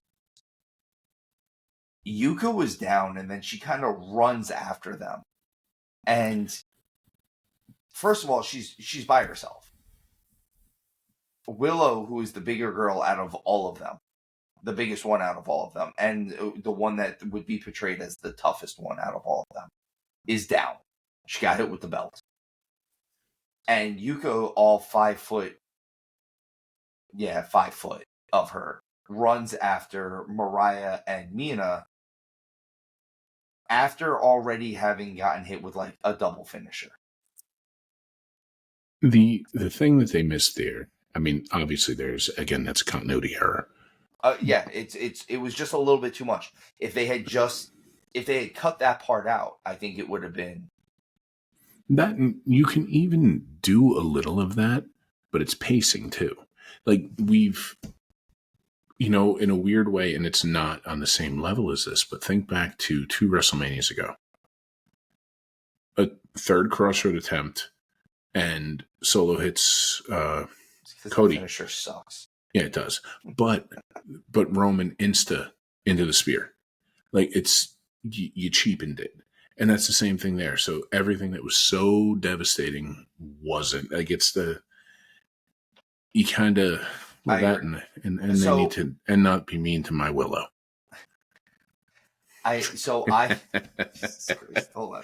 I had a train of thought before you said that. Well, listen, I'll just put it out there. Willow Nightingale, if you're listening, I think you're cute. You heard it. You heard it here. Willow, I know you're listening because I know Toni listens. So, Toni, Mr. Khan, if you will, you let Willow Nightingale know that Hound likes you. A little bit. A little bit. Just a tiny Un little bit. poquito. So I don't know what the hell you just said. But I like it. Too special. Reach down and touch your brother's heart. Give me the map, Scott. Here's where I think it would have worked perfect. Mina comes out. Mariah hits Willow with the belt. Yuka is checking on Willow while Mariah and the confused Mina are like hugging, and you get the like kind of the angry like lift up of Willow's head after she got hit with the belt. You have Yuka still checking on her. Like, why did she leave the ring? Like, her friend who came to help her just got hit with a belt. Shouldn't she be checking on her? Yeah, it was one of those things where you could 100% have pulled this off. It was poor execution on it because you killed a lot of the story that you had just told in that match, and then you had just finished. And yeah, you're 100% right. You finished that with a beat up Yuka kind of like half holding her shoulder and neck, and then checking on Willow, and Willow with the wincing kind of thing. Pull yourself up with the ropes, and you're looking through it. You get the angry face, or like, even I'm the two get you. Yeah, or even the two of them kind of half helping each other up, acting like crutches for each other. The way something finishes, it's like, think back to Danielson winning the title. It's the visual in that moment, and that's what they missed there. They kind of accomplished what they were looking for, but the ending visual missed. Speaking of ending visuals, we get Moxley versus Darby. Winner gets a world title match against Bryan Danielson. Listen, I'm gonna try to pick out all the good things of this match. One, Moxley looks like he's in the best shape that I've seen him in since he left WWE. He actually showed up. He had arms. He looked bigger than he's been in a minute. He looked like he actually showed up in real shape. So kudos to Jon Moxley on that one. 2, Darby Allin had some of the most inventive offense that I've seen in a long time. The sticking his arm in the top of the turnbuckle post and stomping it there. I really like that move. Mm-hmm. And that's where my good stuff ends. We knew that this was what was going to happen here. This match was a lot of blood, a lot of just violence. I don't understand, because I heard it was just a regular match, right? Like, no one never said it was going to be a no holds barred match, a no DQ match. It's just a lot at that point, and Moxley gets the win, like we figured. Danielson comes out and jumps Moxley. He does not use a plastic bag on him. He uses a tie, which no one is appalled by. Wow. Who'd have thought? Who would have called that one? Oh, wait. You did, buddy. You said it. You. So, look, man. Again, I know Moxley has overcome some demons in his life, and that should be celebrated, and it should be celebrated constantly, and should be used as... Man, I hope he stays on the juice.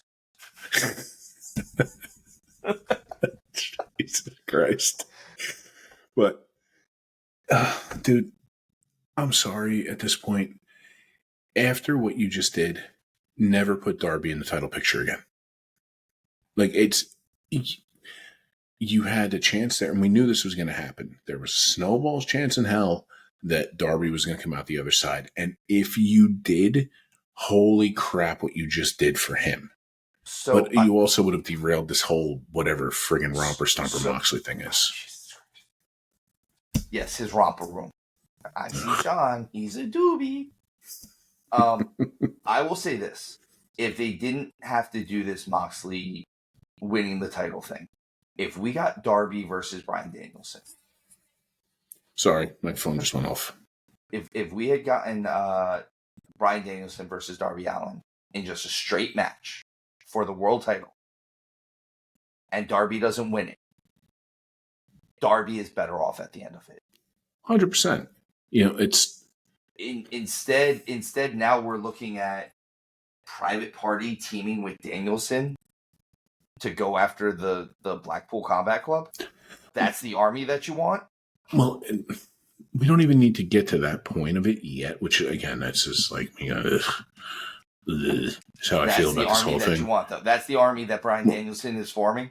Well, I kind of want to stick on this Darby thing for a second, though. You all you managed to do in this, and some people might not see it this way, and maybe I'm being a little bit too with this, a little bit too much with this, but I think you've buried him to where he can't come back from. It's one of those, like, Darby's not strong on the mic, but he is fun to watch. But now, doing this, you proved Moxley what he said in that promo to be right, that no matter what, I am levels above you. Even if you get back to a point where somehow Darby gets past Moxley at this point, you have done more damage to him, and I don't think his character can recover. I agree. I completely agree, actually. I just don't think it's, I don't know, I think it all just still kind of stems from him not being the one to be Sting's last match. Just everything about it. It seems like he's been misbooked lately, in general. And again, I'm not bashing his wrestling. I'm not bashing even his character to a point. I'm bashing his booking. His booking has been poor, kind of for a while now. He's constantly a punching bag. They missed the boat with him, is really what it is. Let's go back to, if you really want to find out where I think they started missing the boat with him, and you could have recovered this, MJF was champion, and they had the pillars of AEW in the ring in that promo where MJF took off the glasses and had the raccoon eyes after the beating. If you had capitalized on Darby then, but capitalized doesn't mean he gets the world title, but if you had utilized him properly, if you had done something with Sting, like that's the thing. Darby, every time he should have gotten the rub, he hasn't. And after a while, you're the Dolph Ziggler, you're the Pac. I don't believe you're going to win the title because you're not going to win the title. Yeah, and if you do, it's one of those where it almost feels hollow. It's going to fall flat. Yeah, you can put the TNT title on him, sure. What's the Southern term? It's gonna be mouse piss on a cotton ball. Yeah, like one of my favorite. It's one of those things where one of my favorite terms is like you can only polish a turd so far, but at the end of it, it's just a shiny piece of shit. Yeah, I just all around with Darby. I think, like we've said, they just misstepped on him on every chance that they've had. But that was Dynamite. We kind of knew that main event was going to go that way. Very predictable. Let's go on to the Grand Slam Collision episode. Can I rant for just 1 second? I'm sorry. Yeah. Aaron Judge struck out twice yesterday with bases loaded. So I'm sick of Grand Slams not happening. AEW, stop calling it Grand Slam because you're not hitting them right now. Sorry. Rant heard. I forgive me, $300,000 to go up there and go 0 for 5 with 5 strikeouts. I could have done that. I would have done that. I have done Sorry. Fair enough. All right. We open the show with a Saraya rules match. So with Saraya versus Jamie Hayter. There's actually not a nice way of me putting this. So this match was silly, stupid, indie bullshit. Can I take it a step further? Yeah. It's going to be a phrase you haven't heard in a while. It was the drizzling shits. There was nothing good about this match. Them putting Matchbox cars on top of a table just so that some people could fall through it. This was dumb. This match didn't help anybody. It didn't make Saraya look better at the end of it. It didn't make Jamie Hayter, who won the match, look better at the end of all of this. If someone wants to help Jamie Hayter the most, they should help her with her ring entrance and make sure she starts looking like more of a goddamn star. Because she is a star. She has the potential to be a great women's wrestling star. The problem is everyone who tries to do the cool entrance, they come out and it's rushed and you don't get the moments that you get when it's produced. I realize this is not the WWE, but the fact of the matter is name me one entrance that doesn't hit in the WWE. I'll wait. You're spot on. And Jamie Hayter, she's a star. She should be a star. Let me put it that way. I think she will be. I think she'll end up in the WWE. I mean, I think she'll be there, and that's when there'll be a chance to capitalize on her. But she has everything you're looking for. She can talk, she can work. She's a very attractive human. You've got everything you're looking for there. We are ugly. You speak well. Yeah, I guess you're right. I was going to say speak for yourself, but now you can speak for me too. Okay. My parents told me my face was on a rat poison can. But yeah, there was just nothing good about. There was nothing that enticed me about this match. I kind of wish that this wasn't the first match, because the first match. I wish it wasn't a match. I wish this wasn't a match, but like, if we had started with the match number 2, which was Brody King versus Action Andretti, although this was a bit of a squash, I liked this match. Yeah. I liked that Action Andretti showed a lot of fire in the beginning.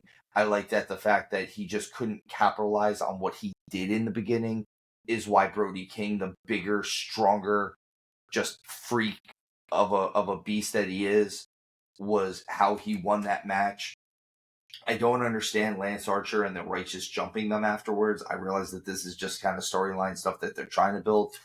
And you know what? I'll give them credit for that. At least they're throwing something at the wall to see what sticks. The match did what it needed to do. The match did exactly what it needed to do. The end of the match, as much as Lance Archer is another one of those guys that's been so start and stop that anything he does now, I kind of almost don't pay attention to it because it's so start and stop. Yeah. They just don't have anything for him. And even though it was definitely a dominant win for Archer. For Brody King. Yeah, excuse me. Lance Archer and the Righteous just jumped them all after the match. I'm confusing. Which they have no connection to Brody King. I started confusing the two of them. But no, Brody King in winning with a decisive fashion, it doesn't hurt Action Andretti. I don't think it does either. Because the takeaway was, this dude's a Spitfire. He's not going to back down. You can do stuff with him. And I've heard he's a good hand just backstage as well. He's teachable. He's coachable. If that's the case, keep him in matches with folks from the House of Black. House of Black, thank you. Yeah, keep him around them. Let him and Buddy Matthews put on a classic. Let him go nuts. Matthews will put on a really good match. Him and Malachi will put on a really good match. Like, let them put on some good matches. And I think this would serve a dual purpose. You can get some really good momentum because if they're going to go with the whole, wins and losses matter, you can build up wins for the House of Black, which is sorely needed. And at the same point, these losses for Action Andretti, ultimately, they're losses that aren't going to hurt him in the long run because he's starting to look like he belongs with more people. I agree. And that's the thing is if you keep putting him in there and he keeps just going a little further, a little bit more, all of a sudden now he belongs in there. And when he wins against one of these guys, all right. Yeah. No, I believe that. Well, they did that exact formula with Wheeler Yuta. Yeah. And it worked well. Exactly. I agree with you. We're not at Wheeler Yuta yet, but we will get there. Don't worry. I'm not trying to segue, just pointing out. Next up, we have Jack Perry's TNT title open challenge. And the guy who answers it is Minoru Suzuki. The only thing I like about this is I like the idea that Jack Perry's just getting the shit knocked out of him a little bit in the ring because he needs it. Yeah. Here's where I'm at, though. All right, I'm gonna try to say this. If you are trying to entice the casual fan, and this is the match that they turn on for, you have a kid who is billed at 190. I think that's generous. Against a senior citizen who, I don't care how tough Suzuki is in real life, the casual fan has no idea who he is. It just looks like an old Japanese dude beating up a little kid. I just had a thought. And you take want to with watch this more old Japanese dudes beating up little kids? No. I'm sure there's enough weird ass shows on Netflix where if I really wanted to find it, I could find it. But AEW is trying to, and this is something that you saying it, I've had this thought and I couldn't quite crystallize it how I wanted it. They are trying too much to cater to the hardcores. And I'm sorry, but it's, we can, you can put that into anything, any form of media. You can put it into people who play a video game for a long time, who get into a show who are bands for a long time. You're not going to get new people involved if you're kind of just catering to the same people that are already there. You need to cater to the casuals because that's what pushes it forward. You're going to have your hardcores who are going to watch every week.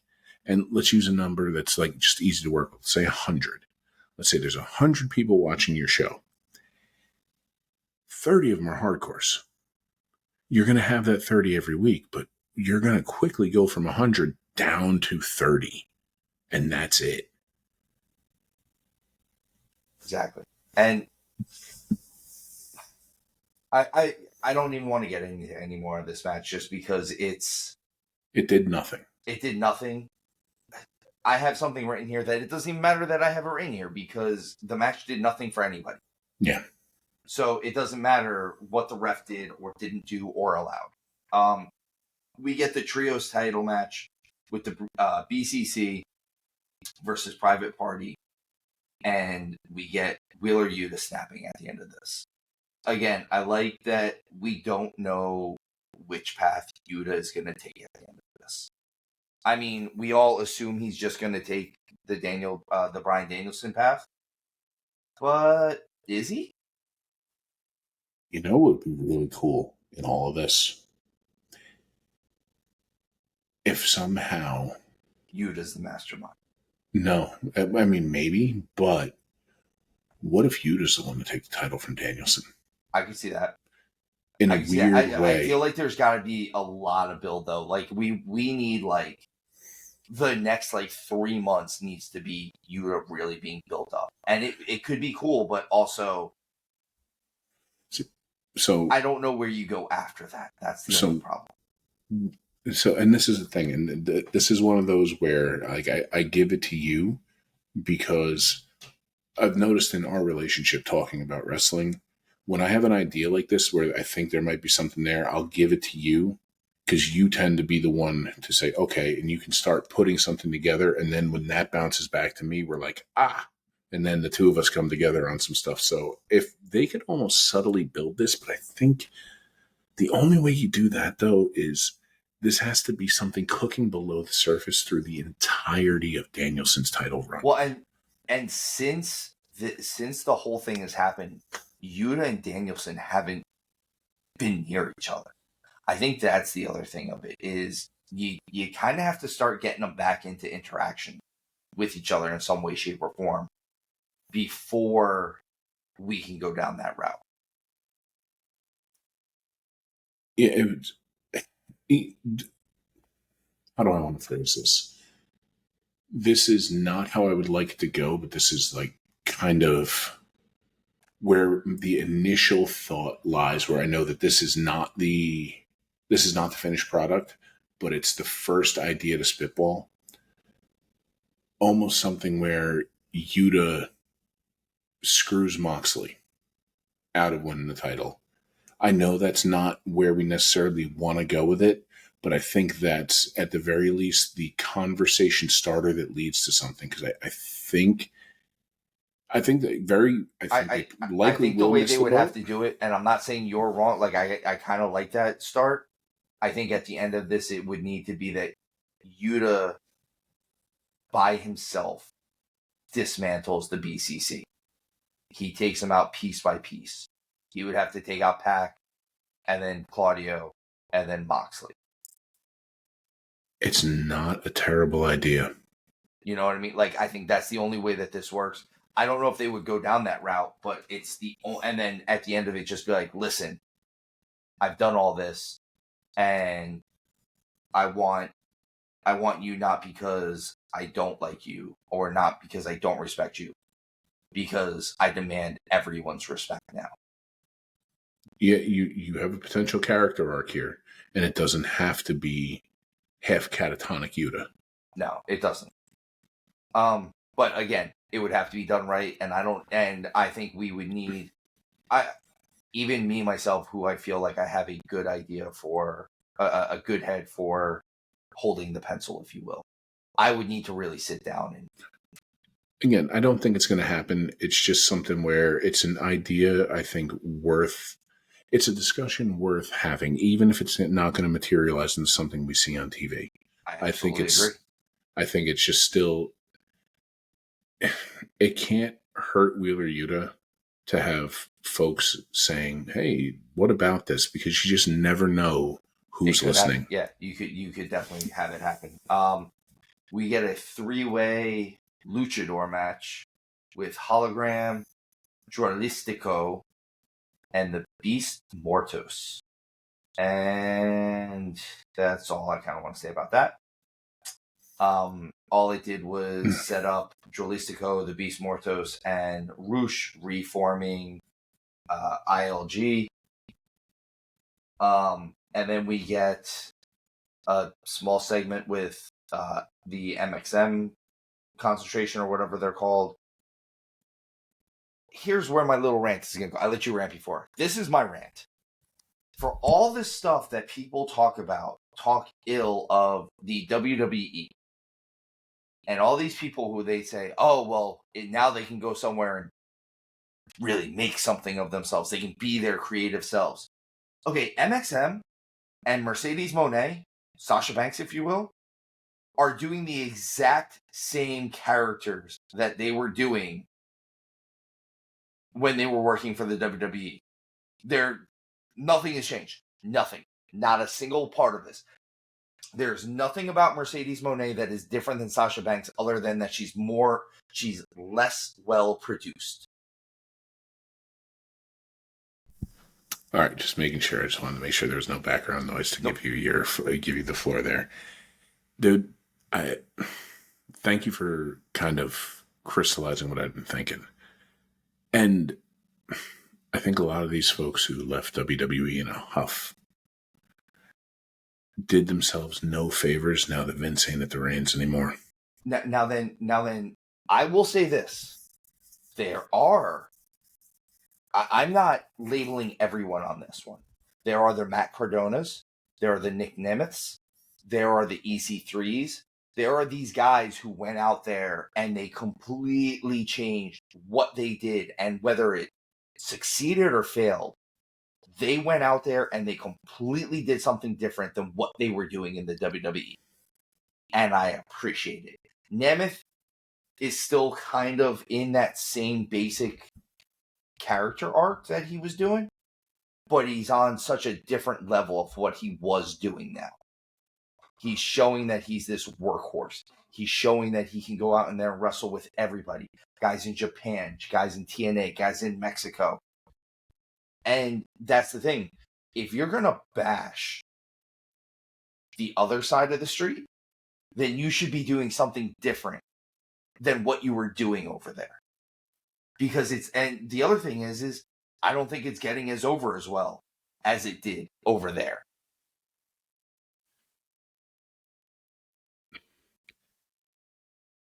Okay. And this is the thing I've said, I've critiqued Mercedes Moné, Sasha Banks, on some of the things she tries to do. I've critiqued her finisher because I'm sorry, she's just too little to pull that off. She's too small.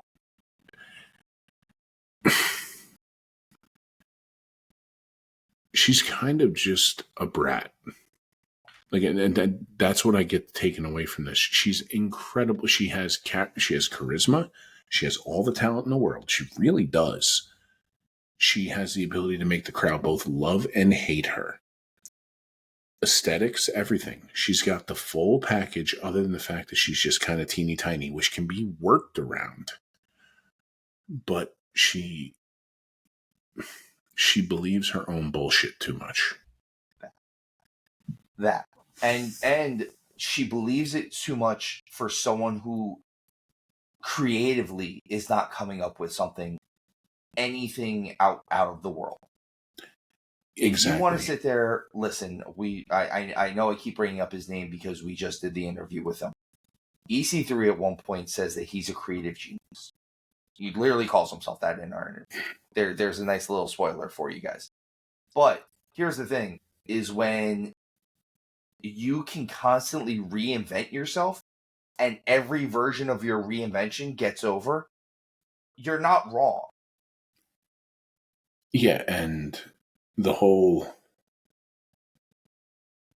It is the same character as WWE. I'm sorry, but it was like, something about the boss. Now you're the CEO. I'm sorry, but the CEO is the boss. Yeah, what's the difference? Like, the only person that you... And instead of Sasha Banks, you're Mercedes Money.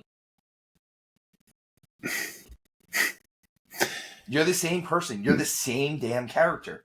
But you're still bashing over there. What it's doing is, and I don't think any of us have phrased it this way yet, and maybe I'm wrong, and I hope I'm wrong, but it's showing me a lack of professionalism. And who knows, maybe this is just one of their ways, saying something about the other place that you just came from. Maybe this is their way of, well, no such thing as bad publicity type thing. But there kind of is a thing as bad publicity sometimes. Sometimes you show your ass. Yeah, and that's the thing, man. Like, her matches aren't bad. She's not bad on the mic. She still has a tremendous upside. It's like she believes too much of her own crap, and I think she's being given too much creative freedom when she's not a creative person. I agree. Like, she needs a Don Callis type because she needs Paul Heyman. She needs Heyman. Flat out. Let's just face it. Kind of everyone needs Heyman. Yeah. Everybody in the world needs Heyman. I wish I had Heyman. I wish I had Heyman to produce my stuff. I want to be Paul Heyman when I grow up. Do you? No, Pat McAfee. Yeah, I was going to say, you want to be Pat McAfee. We're working on it, buddy. We're working on it. That's what this whole thing is. All right, let's pull it back. We got 2 more matches left. So we get Hangman Adam Page versus Jeff Jarrett in a lumberjack strap match. I have it written here again. This is more silly indie stuff. I don't even know what to say about it at this point. It was like, I didn't understand what a lumberjack strap match was. I didn't realize that the lumberjacks were going to be holding straps. That's it's the so match. Dumb. But again, this is indie ideas with a billionaire's money. This is stuff that I saw in VFWs. Again, the Matchbox cars on a table.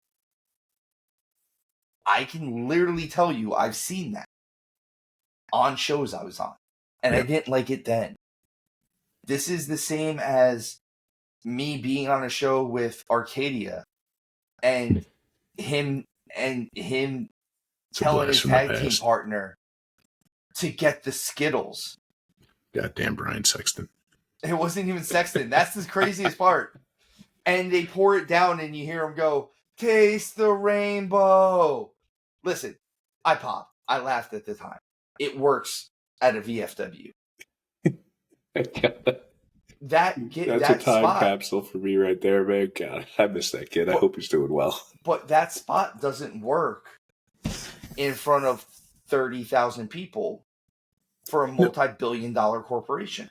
Yeah, you can do that at a house show as a bigger company, but even then, know your audience. Yeah, and that's the thing. A lot of these matches, I feel like they don't know the audience, or they do know the audience. And again, this encapsulates what I said, that you're not branching out.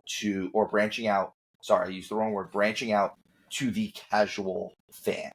The casual fan thinks that this is silly indie stuff, that instead of spending $100 to sit in the nosebleeds for, they could have paid $20 and seen it up close at a VFW.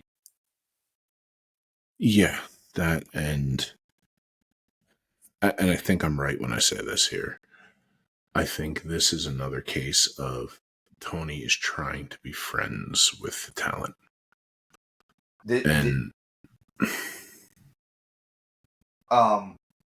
Listen, I tried to be as nice to AEW as I could on this episode. I really did. I really did. We were nicer than usual. Collision just did them. Collision did itself no favors, and the ending of Collision is Sammy Guevara versus Kazuchika Okada in yet another title eliminator. Stop doing these matches. Just don't call them that. Don't call them that. That's all you have to do. Call it a title match. Just call it a title match. Or if the champion, listen, a general rule of thumb in pro wrestling, tell me if I'm wrong. If the champion beats their challenger cleanly, that challenger doesn't get another shot, right? Like usually you go back the line. You get back to the back of the line. It's only when there's some type of discrepancy with the win. See,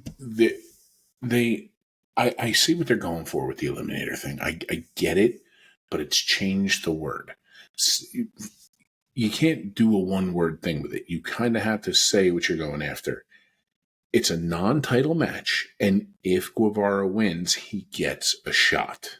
Which is that's all they keep, and they keep calling them title eliminators instead of Sammy Guevara's been on a run. Him challenging Okada for the title is kind of justified right now. He's got the ROH tag team titles with Dustin Rhodes. He's been having some great matches. Him and Ricochet tore down the house a few weeks ago. Yep. There's no reason he shouldn't be able to get this title match, especially being the fact that he's one of the pillars. Well, and again, it's one of those. It's wording. By the way, this match wasn't bad. This was a good match. I'm more mad that they called it this than what the match actually was. This is it. It was formulaic in the same way, like it. Not so much formulaic, poor choice of word there. But we've kind of seen Okada go with Ospreay. That works, and Sammy Guevara he's similar enough to Will Ospreay. He can pull it off. I like Sammy Guevara. I do. Usually. Again, I don't have to sit in the locker room with him. I don't know anything else about him other than that on screen, in the ring, in between the ropes, he can go. He's in there with Okada for the title that is supposed to be about going in the ring. Yeah. I just wish they had made this for the title. Just have made it for the title. There's no difference between especially since the champion always wins them. If you're gonna have the champion win it, why isn't it a title match? And honestly, the last time they did a quote unquote eliminator that they could have shocked everybody with, it was when Samoa Joe was the world champion, and they could have had Dustin Rhodes win it and go after the title, and it would have been out of the blue. Instead, they just had Samoa Joe squash. Yeah, and again, just change the phrasing. Spell out what it is. I mean, if anybody listening can think of a one word for if the challenger wins, he gets a title shot. I don't even want to call it a qualifier, because if you're going to have an eliminator, the champion needs to not be involved. It needs to be, we have two arguable number one contenders. We got to determine who's one and who's two. Exactly. And that's when it's an eliminator. That's the thing. That's the eliminator. Same thing for a qualifier. You get a number one qualifier. That's the number one qualifier goes to the eliminator, as far as I'm concerned. By the way, Tony, you can steal all these ideas because it'll just make your program better. I know you're listening, bud. I know. Don't worry, TK. Look, I'm only 2 hours away from you. You want to come party in Orlando with me? We can hang out. Don't worry. And when I'll hit you up when I'm in Jacksonville. Don't worry. Duval, baby. Duval. Oh, man. But, I mean, like I said, this was a good match. This was a good main event match for this show. This was a good wrestling match. We got a good wrestling match to end off all of that other silliness and leave a good taste in my mouth for the main afterwards. It did exactly what a main event of the show should have done. So on that, kudos. That was great. And the other important thing there is we're finally getting some decent Okada stuff, because the dude can legitimately wrestle. He can wrestle. He's not given a chance. Honestly, let's stop dancing around it and let's just pull the trigger and let's see him and Takeshita.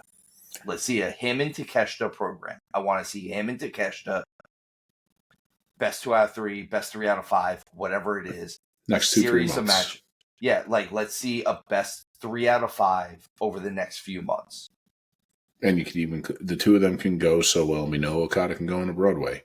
You can even build to a damn Iron Man and let the two of them tear the friggin' house down. Let it go. Oh my God. I'm getting excited thinking about it. By the way, TK. I'm just saying. Give us a call. My email's down there. Hound's email is down there. We're both available for jobs. Don't worry. Don't worry. Not enough people are chasing us down right now. Yeah, nobody's really beating down my door. No? Papa H ain't looking for you? He's in Connecticut. Yeah, it's only like 2.5 hours away. Oh, man. Yeah, your distance to Vince and Triple H it's like my distance to Tony Khan right now. It's great. We're perfect. Who gets to us first? We get to us first. Yeah. We get to us first. We get back to this and where we keep telling each other how wonderful we are. Yes. We're so great. Oh, man. All right, guys. Folks, that's been our coverage of everything. Again, as always, Legion, thank you for listening to us. Thank you for watching us. Please check out our bonus stuff. Check out the EC3 interview. Check out Big AJ interview. Check out our preview of WWE Bad Blood. That's going to be on the pay-per-view itself is on October 5th. I'm sorry, PLE. Don't sue me. PLE. Thank you, Hound. I caught you before you said it. It's going to be on October 5th. We will have that out probably Wednesday the 2nd, I believe that should be. So, guys, fans, Legion, please keep watching us, keep listening to us, keep supporting us. We love you. Hound, what you got for the Legion? Leave you with the same way I do every time. Folks, thank you for giving us your most precious resource, your time. And I hope each and every one of your days is better than the previous. God bless. And as always, tuck your chin when you ball.